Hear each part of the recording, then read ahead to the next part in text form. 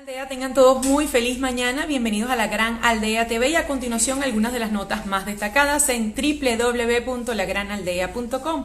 Hay un artículo de opinión de la politólogo y psicólogo social Colette Capriles llamado Quo Vadis. La campaña de Svetlana Tikhanovskaya en Bielorrusia nos enseña mucho, dice Colette Capriles. Su objetivo estratégico fue procurar el cambio evitando la natural pugna por el poder dentro de las fuerzas opositoras.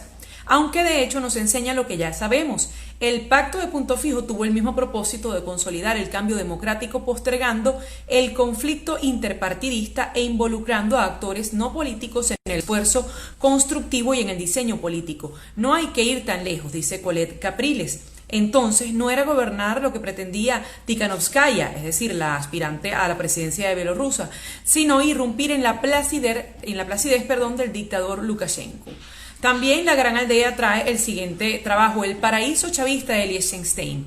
No son precisamente sus Alpes y sus castillos los que han cultivado a prominentes figuras del chavismo, sino sus cualidades de paraíso fiscal. Por el pequeño principado de Liechtenstein han transitado fondos movidos por Claudia Díaz Guillén, quien fuera la enfermera de Hugo Chávez, y de otros exfuncionarios venezolanos, sin olvidar la visita que hicieron algunos diputados de la llamada Operación Alacrán en sus esfuerzos por defender las empresas del empresario colombiano Alex Saab.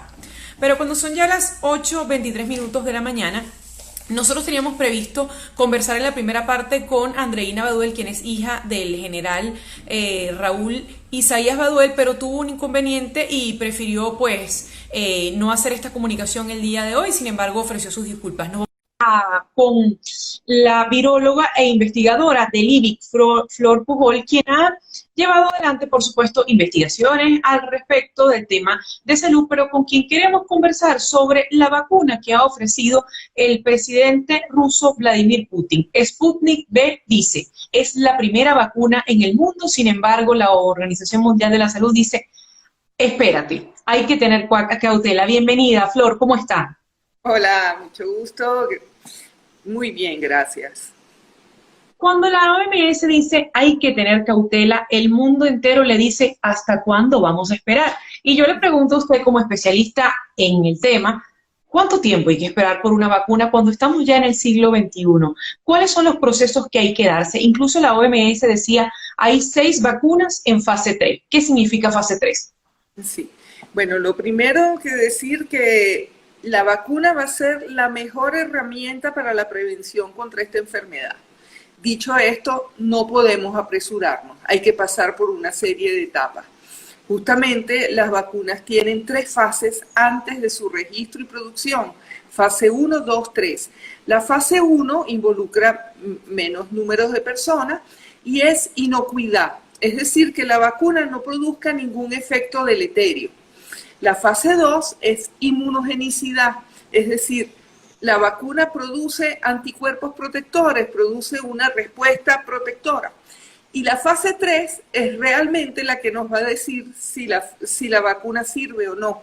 Es la fase de eficacia y es la que involucra un mayor número de personas. Por darles un ejemplo, la vacuna Moderna de Estados Unidos, que es con ARN, arrancó fase 3 el 27 de julio e involucra 30.000 personas.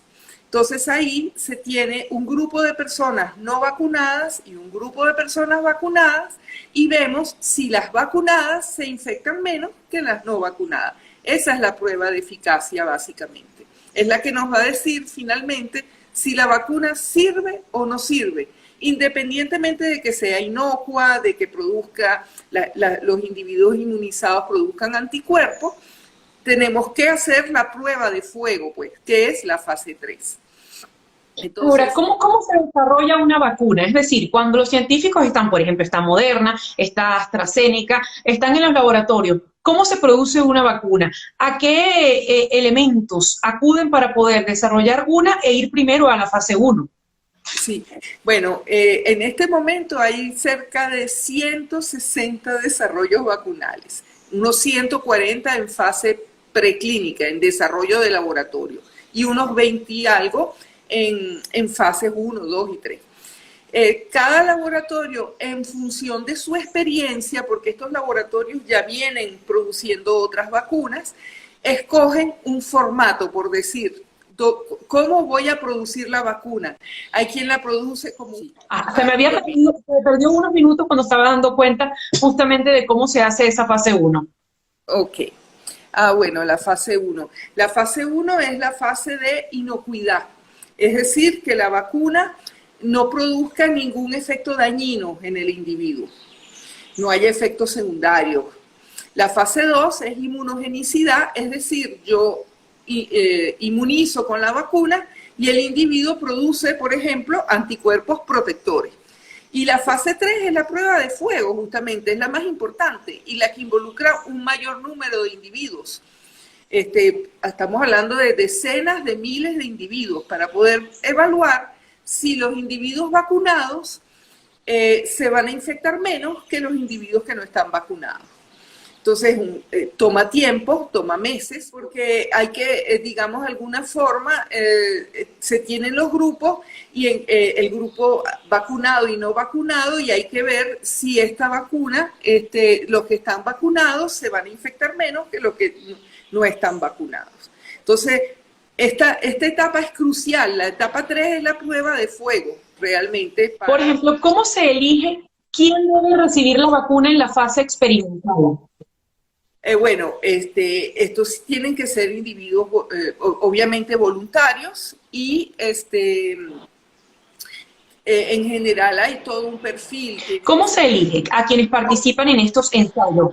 Sí, son personas jóvenes en general, porque no vamos a escoger personas que estén más a riesgo para contraerle, no es que se va a inocular el virus del coronavirus, pero se está esperando que en zonas de alta transmisión, por ejemplo, la vacuna de Oxford está siendo evaluada en Brasil, donde hay mucha transmisión activa actualmente del coronavirus. Entonces, la idea es, esa fase 3 es la prueba de fuego de cualquier vacuna.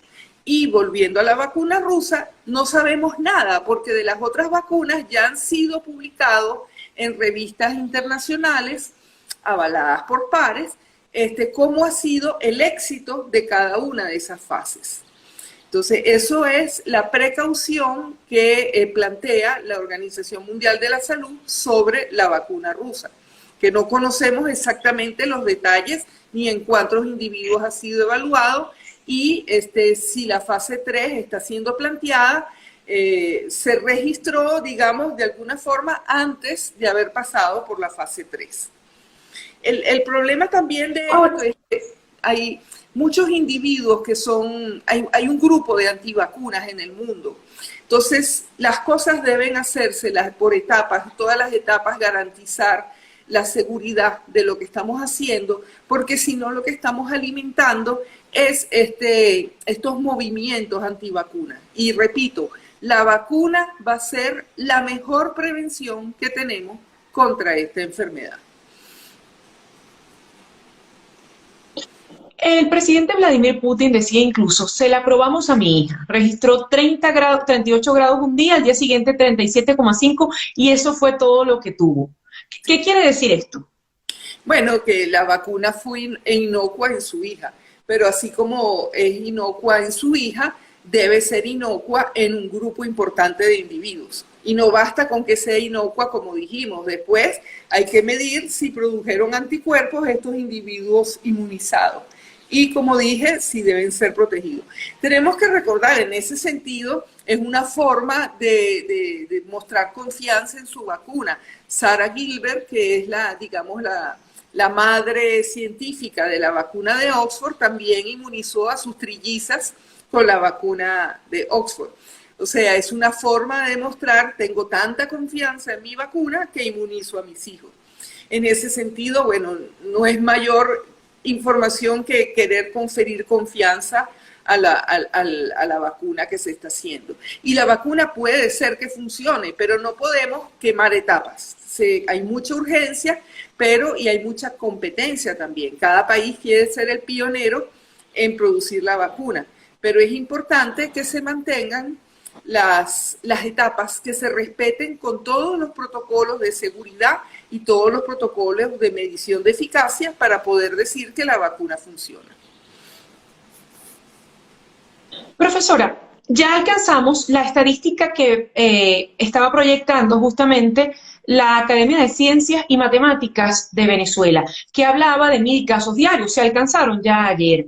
Con estas proyecciones, ¿teme usted que el crecimiento de la curva sea más fuerte para las semanas que vienen o podemos llegar ya a lo que llaman el tepuy, a en algún momento llegar a un punto plano? ¿Esto va en crecimiento o va a llegar a un momento en el que nos vamos a parar sobre los 1.000?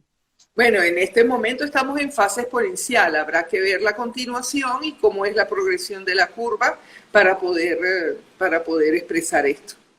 Justamente le comentaba sobre el modelo matemático que había hecho la academia, porque fue defenestrado por las autoridades del Estado y se está cumpliendo en este momento. ¿Qué peligros hay justamente de hacer estas flexibilizaciones que se hacen por semana, sobre todo cuando Venezuela hizo la cuarentena muy temprano? O sea, ¿qué vamos a poder ver para los próximos meses? Bueno, siempre el riesgo, el mensaje para la comunidad es que estamos en fase expansiva, que tenemos que mantener nuestras medidas de precaución, las famosas 3M, que es mantener la distancia, el uso de mascarilla y el lavado frecuente de manos. Independientemente de la fase en que nos encontremos, tenemos que mantener nuestra precaución. Independientemente que tengamos la flexibilidad de salir, pues no salgamos si no es estrictamente necesario. Y mantengamos las 3 medidas. La mascarilla al principio no se sabía lo beneficiosa que era y ahora tenemos evidencias contundentes de que si todos usamos mascarilla es un acto responsable con el cual protegemos a los demás y nos protegemos a nosotros también. Hablábamos de que esa tercera fase es la fase de fuego de las vacunas. Justamente la Organización Mundial de la Salud ha dicho que no podemos esperar nada sino hasta el primer semestre del año 2021. ¿Cómo es el proceso? Una vez se prueba, ¿esta vacuna sirve? ¿Cómo es el proceso de distribución a los países? ¿Cómo es el proceso de compra? Claro, es que después de esto viene la fase de registro y después de la fase de registro, la fase de producción. Muchas compañías quizás están produciendo lo que se llama riesgo, es decir, apostando a su vacuna y ya están iniciando la producción. Pero igual, recordemos que cuántas millones de dosis de vacunas necesitamos para el mundo. Y entonces, en este sentido, es importante el papel que puede jugar la OMS y en nuestra región la OPS para tener algún tipo de reservas de vacunas y poderlos aplicar en los sitios más calientes de transmisión para así ir previniendo. Pero seguro que vamos a tener escasez de esa vacuna. Ojalá de las 6 que están en fase 3 funcionen todas y de esa forma tengamos un mayor suministro de vacunas. Usted utilizó la palabra caliente. ¿Qué quiere decir eso? ¿Los estados más vulnerables, los que tienen más casos? Sí, los sitios donde haya más focos activos y la transmisión más activa, quise decir. Los gobiernos compran, la OMS es rectora de Moderna, de AstraZeneca, o eso es una cosa totalmente individual. Por ejemplo, se decía hace algunas semanas que Estados Unidos ya había comprado millones de dosis de uno de esos laboratorios que está fabricando. ¿Eso cómo se maneja con los estados? Sí, estos son compañías privadas y a veces en unión con universidades, pero digamos, la OMS lo que puede es negociar para tener, como hace con los medicamentos, la OMS maneja reservas de medicamentos que puede distribuir después a las zonas más necesitadas. Ojalá que algo así ocurra también con la vacuna. Estamos conversando con Flor Pujol, ella es investigadora del IGLIC, además de virólogo. Una vez se aprueba ya definitivamente, algunos estados compraron, otros como Venezuela quizás van a tener más dificultades para poder hacer esa compra. ¿Cuánto puede demorar en llegar a un país con las dificultades que tiene este país? ¿Quién debe ser el grupo prioritario para la vacuna? Para recibirla. Por ejemplo, las vacunas de emergencia que han producido algunas en China, las han desarrollado para militares, pero obviamente el personal de salud y un particular recuerdo y admiración a nuestro personal de salud que está en la primera línea de fuego y más expuesto. Personal de salud sería el primer personal a beneficiarse pues de una herramienta de prevención y protección como una vacuna. Se ha hablado mucho sobre el tema de si el coronavirus repite o no. Hasta este momento, ya en el mes de agosto, ¿hay evidencia de que repite? No, no existe ninguna evidencia de reinfección por el momento. De alguna forma al principio había una preocupación porque se pensaba que había personas que después de estar negativas volvían a presentar positividad al virus. Sin embargo, eso se piensa más bien que es una excreción prolongada. No hay evidencia de reinfección. No se sabe cuánto duran los anticuerpos protectores, pero está claro que al menos unos meses la persona queda inmune a la enfermedad. Pero no es como una lechina, por ejemplo, que siempre cuando uno es pequeño ponen al hermano cerca si el otro se contagia, para que todos salgan de eso. Sí. Sí, como la hepatitis A también, muchas infecciones que tienen, de hecho, un solo serotipo, aquí también hay un solo serotipo, la infección nos provee inmunidad de por vida. Y con dengue, bueno, podemos cursar hasta 4 por el hecho de que hay 4 serotipos, entonces nos podemos infectar con cada uno de los serotipos, ¿no? Pero aquí lo que pasa es que los anticuerpos parecen ser de corta duración. Ojo, esos son los anticuerpos, pero la inmunidad es muy compleja y hay la inmunidad de anticuerpos, la inmunidad celular, tenemos como unas células de memoria que están como listas, preparadas al bate, como decimos en béisbol, que apenas los enfrentáramos de nuevo a una nueva infección, probablemente se activan y producen la inmunidad protectora, la reactivan. Así que yo pienso que ese problema nos ocuparemos luego. Por ahora lo que necesitamos es tener una vacuna que nos proteja y ahí veremos si después necesitamos hacer refuerzos cada año de esta vacuna. Un poco como lo que ocurre con influenza, que inmunizamos a nuestras personas mayores y niños, por razones distintas. En el caso de la influenza es porque hay varios virus y hay una variedad de virus y tenemos cada vez que formular la vacuna para el virus que se prevé que va a circular el año siguiente. En este caso no, tenemos un solo virus con pequeños cambios, pero la inmunidad no parece durar mucho. Eso es lo que nos dice la experiencia con otros coronavirus que ya conocemos, que la inmunidad dura, digamos, un par de años. Entonces, quizás nos toque hacer refuerzos hasta aún a los individuos que han cursado la infección. Pero esto va a ser un problema que se nos plantea a posteriori, una vez que hayamos desarrollado la vacuna. Tenemos que ir un paso a la vez, tristemente, a pesar de toda la urgencia que reviste esta pandemia. Profesora, muchísimas gracias por habernos acompañado estos minutos en La Gran Aldea. Gracias a ustedes por el interés. Era Flor Pujol, quien es viróloga. Muchísimas gracias por haber estado con nosotros. Flor Pujol, les decía, es investigadora del Instituto Venezolano de Investigaciones Científicas, IVIC, además de virólogo, biólogo venezolano. Lamentablemente la comunicación con ella fue terrible con el tema del internet, pero bueno, quedó la idea clara. Hay que esperar, hay que tener cautela por la vacuna. No se puede confiar ciegamente en la vacuna Sputnik V que ha presentado el presidente de Rusia, Vladimir Putin. Hay que tener cautela, como dijo la Organización Mundial de la Salud. Muchísimas gracias a ustedes por haber estado estos minutos con nosotros. Ya nos despedimos.